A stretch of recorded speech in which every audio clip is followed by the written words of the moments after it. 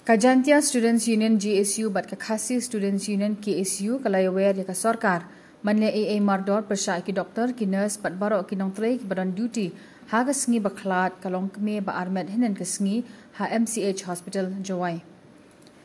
Kani ka jingdawa kalawan hadin ki jing syak no na ki bahayeng jong kani kalong kme ka balaklat ki bakam ba kani kalong kme ka ba armet kalayap na kadaw jong ka jing le thurmur bat ka jing bamkit khli jong ki nong trei jong ka te ka hospital. Hadirin balayo jing tip halo kani jing jang ka basngosi kinong yalam na kaseng GSU bat KSU kila let sya ka te ka hospital banyak keren bat kinong penya jong ka te ka jaka ai jing sumar. Karon dap jing senyau si wo tip yang ni kubur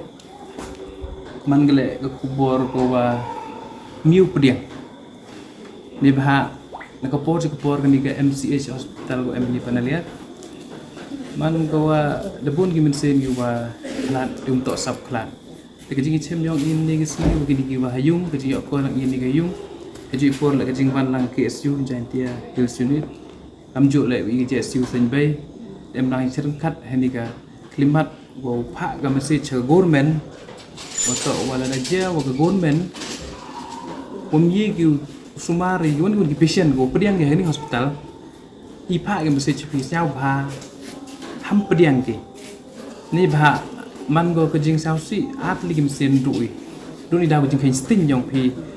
kamar di sao ni family yong ki wato wa na don ni ngi hamba ke jing plot yang ni man bay hadu klat go te ko wa ar ke jing sao in liang gini staff Inos UM ni hospital man hash bar komplam liang GSU apil pi bala da pim sia ku kwa kure ku chikri hok ki ba sia ba resign kire pi dang bon kwa kre kini message won ko clear ro EJP ni ba di yu bi ko berthai ni bon gi nos ku chong yung bon gi doktor ku chong yung bon gi kwa kre experience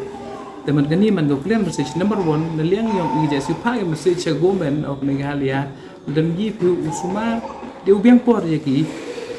patient sao ba ham pediang patient den ni khmat khat ga yung le ni khat ki cha ki bi hospital untuk dia khat ki klem sumar ka ni hospital ni leng je siu katen ni ka message pa